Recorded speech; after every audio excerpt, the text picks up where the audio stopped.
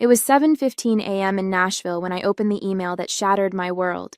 My 1-year-old daughter, Emma, was babbling happily in her high chair, completely unaware that her father had just blown up our lives with a single message. The subject line read simply, "Moving on." I almost spilled my coffee when I opened the attachment and saw the photo. Donald, my husband of 5 years, wrapped around a young blonde woman who couldn't have been older than 23. They were standing in front of our lake house, our vacation home that we'd bought just last year, the same home where we'd spent countless weekends planning our future together. "The house is mine now," the email declared. "I've already moved in with Amber. My lawyer will be sending over the divorce papers. Don't bother fighting it. The deed is in my name." I felt my hands trembling as I set down my coffee mug, but not from fear. No, this was pure rage building inside me. Donald really thought he could just email me divorce papers and steal our vacation home? The home I'd paid for with profits from my business? He had no idea what was coming. I looked at our daughter, still innocent and happy, playing with her breakfast. Then I glanced at the framed photo on our kitchen wall, Donald and me on our wedding day, both smiling like we had the world figured out. 5 years of marriage, and this was how he chose to end it? With a smug email and a photo of himself with a woman nearly half my age? I took a deep breath and picked up my phone. My finger hovered over Donald's contact information for a moment before I clicked block. Then I opened my email and typed 2 simple sentences in reply. "Are you sure about that? Better check the paperwork carefully." I hit send, blocked his email, and turned back to my daughter with a smile. Donald had always underestimated me. He saw me as the accommodating wife who'd supported his career while building my own business on the side. He probably thought I'd break down crying, maybe beg him to reconsider. But he'd forgotten one crucial detail about me. I didn't build a successful company by being naive about protecting my assets. Looking back, I should have seen this coming. The signs were there, little red flags I'd dismissed because I was too busy juggling my growing business and our new baby. Donald had been making frequent business trips to the lake house over the past 3 months, claiming he needed peace and quiet to work on some big corporate merger. I'd built my company from scratch while supporting his career moves. When we met 6 years ago, I was already running a successful online retail business, but Donald acted like it was just a cute hobby. He loved telling people how he'd helped me turn it into something real. The truth? My business had tripled in value since we married, all through my own hard work and strategic planning. The lake house had been my idea, a perfect getaway for our family, close enough to Nashville for weekend trips, but far enough to feel like a real escape. I'd paid for it entirely with my company's profits, but Donald had insisted on putting his name on the deed. "For tax purposes," he'd said. I'd agreed, but not before having my lawyer draft some very specific documents about the property's true ownership. Last week, Donald had been especially distant, spending hours on his phone in our home office. When I'd asked about the merger, he'd gotten defensive, snapping that I wouldn't understand the complexities of corporate finance. Rich, coming from a man whose investment portfolio I'd secretly been managing for the past 3 years. I picked up Emma from her high chair and held her close, breathing in her sweet baby scent. She had Donald's eyes, but my determination, I could already see it in the way she tackled every new challenge. Looking at her now, my resolve strengthened. This wasn't just about me anymore. It was about protecting her future, too.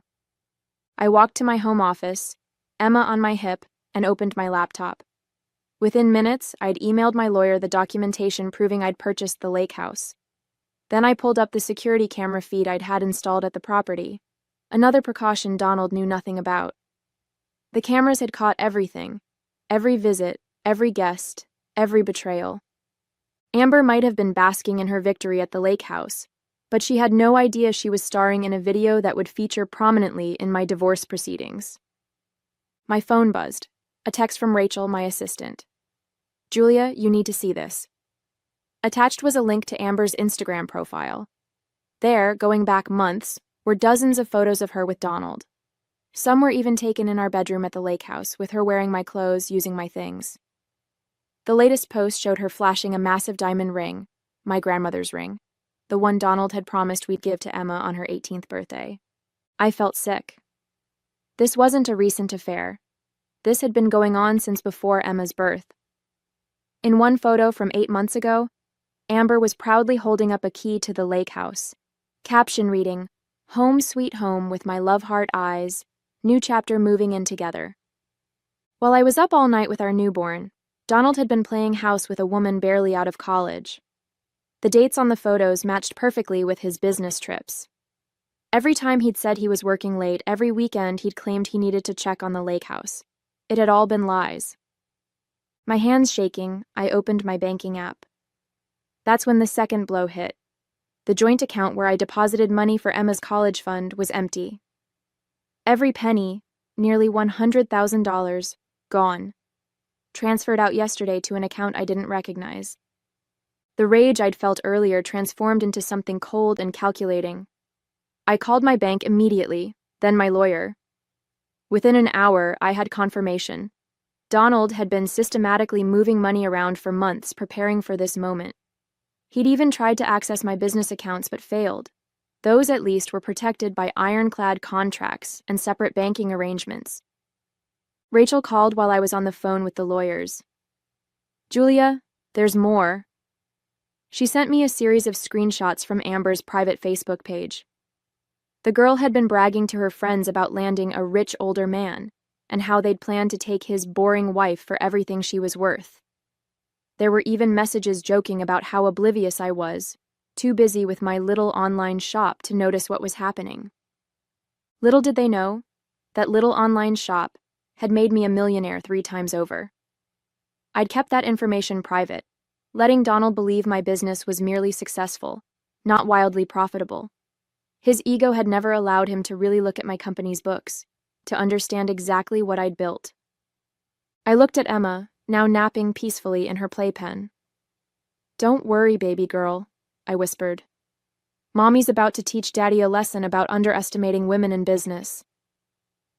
I spent the next few hours in a flurry of activity. My lawyer, Sarah, arrived at my house just before noon. As we sat in my home office reviewing documents, Emma napped upstairs with Rachel keeping watch. I'd hired extra security for the house. Something told me Donald wouldn't take my email response well. "He's not as clever as he thinks," Sarah said, examining the lake house documentation. "The deed may be in his name, but we have ironclad proof that your business funds purchased the property. The transfer records, the contracts, even the emails where he admits it was your money. It's all here." I nodded, pulling up the security camera feeds on my laptop. "There's more. Look at this." The footage showed Donald and Amber entering the lake house at various times over the past months. But what really interested Sarah was the footage from 2 days ago. It showed Donald carrying box after box of items from the house, including several pieces of art I'd purchased with my company profits. "That's attempted theft of business assets," Sarah said, making notes. "The art collection was purchased through your company for tax purposes. We have the documentation." Just then, my phone lit up with a call from an unknown number. I put it on speaker. "You think you're so smart, don't you?" Donald's voice was sharp, angry. "Check your business email, Julia. My lawyers have been busy too." I pulled up my email and felt my stomach drop. Donald's lawyers had filed an emergency petition claiming my business had been built using his expertise and connections. They were demanding a full audit and temporary control of my company's accounts during the divorce proceedings. "You'd really try to take my company?" I kept my voice steady despite my racing heart. "The company I built before I even met you?" "You built?" He laughed coldly. "Who do you think gave you all these corporate contacts? Who introduced you to the right people? Face it, Julia, you'd be nothing without me." Amber understands that. She knows how to be grateful. I muted the phone and turned to Sarah, who was already typing furiously on her laptop. She held up a finger. "Wait." "Donald," I unmuted the phone, buying time. "Think carefully about what you're doing." "Oh, I have. My lawyers will be in touch about Emma, too. You're too busy with your precious business to be a proper mother. Amber's great with kids. She used to be a nanny." The threat to take Emma made my blood run cold, but before I could respond, Sarah slid her laptop over to me. On the screen was an email from 3 years ago, one Donald had sent to a friend, complaining about my success. She won't listen to my business advice at all, says she doesn't need my help. And she's right, her company's worth more than my annual salary now. It's embarrassing. I smiled into the phone. Donald, I just sent something to your lawyer. You might want to check with him before making any more threats about my company. What are you talking about?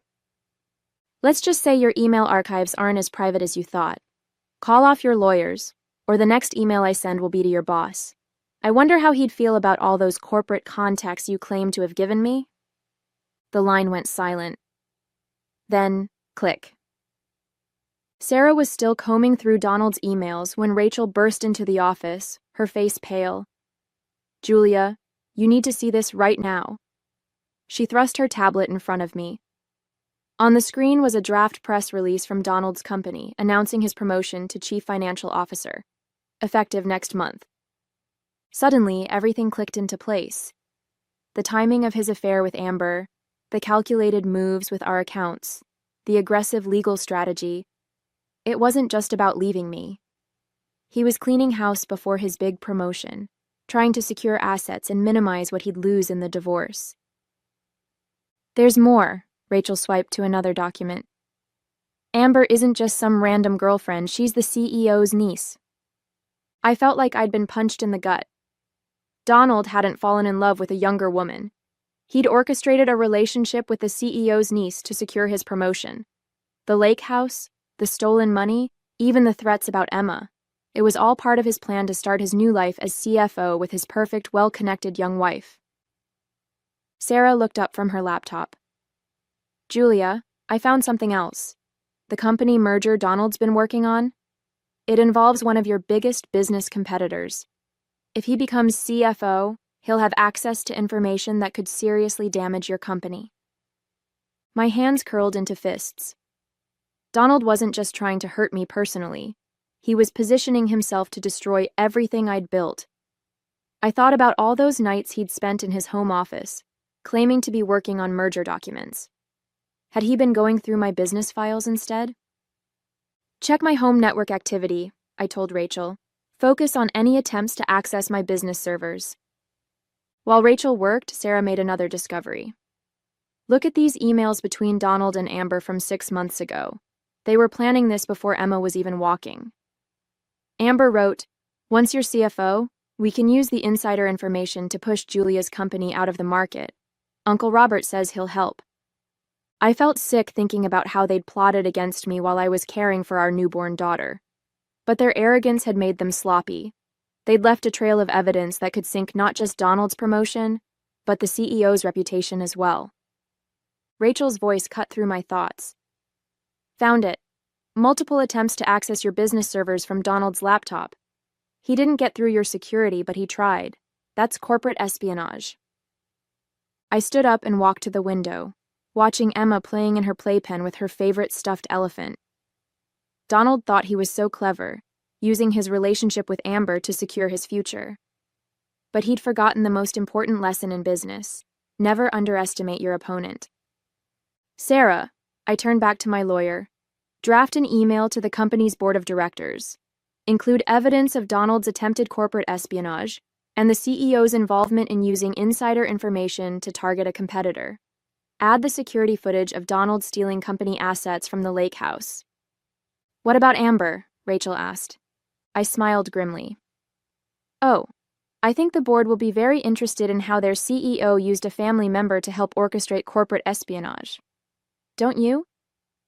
Just as we were preparing to send the email to the board, my phone buzzed with an alert from the lake house security system. Donald was back, and he wasn't alone. Not only was Amber with him, but so was her Uncle Robert, the CEO. They were carrying boxes into the house, more of my belongings, no doubt. Wait, I told Sarah, watching the live feed. Let's see what they're doing first. Through the security cameras, we could see them in the living room. The audio was crystal clear, another feature Donald knew nothing about. They were celebrating, champagne glasses in hand. To the future CFO, Robert raised his glass to Donald, and to my beautiful niece who helped make it all happen. Julia has no idea what's coming, Donald laughed. Tomorrow morning, the board announces my promotion, and by afternoon, our legal team will have control of her company's accounts for audit purposes. Within a month, her business will be worthless. And the best part? Amber chimed in. She thinks the lake house is her biggest problem. Wait until she finds out about the offshore accounts. I froze. Rachel, what offshore accounts? Rachel's fingers flew across her keyboard. Within minutes, her face darkened. Found them. Donald's been funneling money from your joint accounts into offshore holdings for months. Not just Emma's college fund. He somehow managed to divert nearly $300,000. This was bigger than I'd thought. Donald hadn't just been planning to leave me. He'd been systematically stealing from our family for months.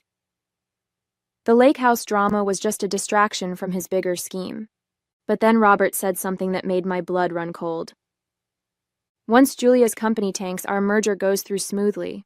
Her market share will be split between our subsidiaries, and that troublesome ethical business model of hers will be nothing but a memory. My company wasn't just successful, it was disrupting their entire industry with our commitment to sustainable practices and fair labor. This wasn't just about Donald's promotion or his affair. They wanted to destroy everything I'd built because it threatened their way of doing business. Send the email, I told Sarah. But first, add one more thing. Access the backup server, password Emma's birthday, and attach the file marked Insurance. Sarah's eyes widened as she opened the file. It contained years of documentation about questionable practices at Donald's company, information I'd gathered while managing his investment portfolio. I'd kept it as insurance, never thinking I'd actually need it. Julia, Rachel interrupted, staring at her screen. Donald just tried to access our company servers again, from the lake house. He's getting desperate. I watched through the camera as Donald excused himself to the home office. My home office. He sat at my desk, probably trying to hack into my business accounts again. But this time, our IT team was ready. They'd created a false portal, making him think he was succeeding. Let him in, I told Rachel. Let him think he's won. Because in about 10 minutes, that board email goes out, and their whole house of cards comes crashing down. Sarah looked up from her laptop. Email's ready. Should I hit send? I took one last look at the security feed. Donald, Amber, and Robert were still celebrating their imaginary victory. Do it. The response was faster than I expected. Within minutes of Sarah sending the email, Robert's phone rang. Through the security feed, we watched his face turn ashen as he listened to what I assumed was the board's immediate reaction. What do you mean, emergency meeting? He shouted into the phone. Who sent what evidence? Donald grabbed his own phone, presumably checking his email. The color drained from his face. The servers. She knew. Julia knew I was trying to access them. It gets better, I whispered to Sarah as we watched the scene unfold. Wait for it. Right on cue, Amber's phone started blowing up with notifications. Someone had anonymously sent her private Facebook messages to every board member, the ones where she bragged about helping Donald steal corporate information. The security camera caught the exact moment their celebration turned to panic. Robert was screaming into his phone. Donald was frantically trying to close his laptop, and Amber was in tears, mascara running down her face. Then came the coup de grace. Police cars pulling up to the lake house, lights flashing. Turns out corporate espionage and financial fraud are serious crimes. Who knew? I picked up Emma and held her close as we watched through the cameras. See that, baby girl? That's what happens when people underestimate your mommy. The last thing I saw before the feed cut off was Donald being led out in handcuffs, still shouting about how the house was his. The fallout was spectacular. Within 24 hours, Donald and Robert were both fired. The board's investigation uncovered even more than I'd known about, not just the plot against my company, but years of fraudulent practices. Amber's involvement in corporate espionage destroyed her budding influencer career. Last I heard, she'd moved back in with her parents in Ohio. The offshore accounts were frozen and investigated. Every penny Donald had stolen was returned, with interest. The lake house? Turns out attempting to steal company assets is a great way to lose any claim to property. The deed was transferred to my name, where it should have been all along. Donald tried to apologize, sending lengthy emails about how he'd lost himself, how he'd been seduced by power and a younger woman. I never responded. The divorce papers were clear. He lost everything he'd tried to steal, and then some. The evidence of his corporate espionage meant he'd never work in finance again. As for me, my company's ethical business model attracted even more investors after the scandal. We expanded into markets that Donald's company had dominated, our reputation for integrity drawing customers who'd lost faith in traditional corporations. Emma and I spend weekends at the lake house now, making new memories. Sometimes, when I'm sitting on the deck watching her play, I think about Donald's smug email with that photo. He thought he was announcing his victory, but he was really just documenting the beginning of his downfall. I kept that email, by the way. It's framed in my office. A reminder to never underestimate a woman who's built something worth protecting.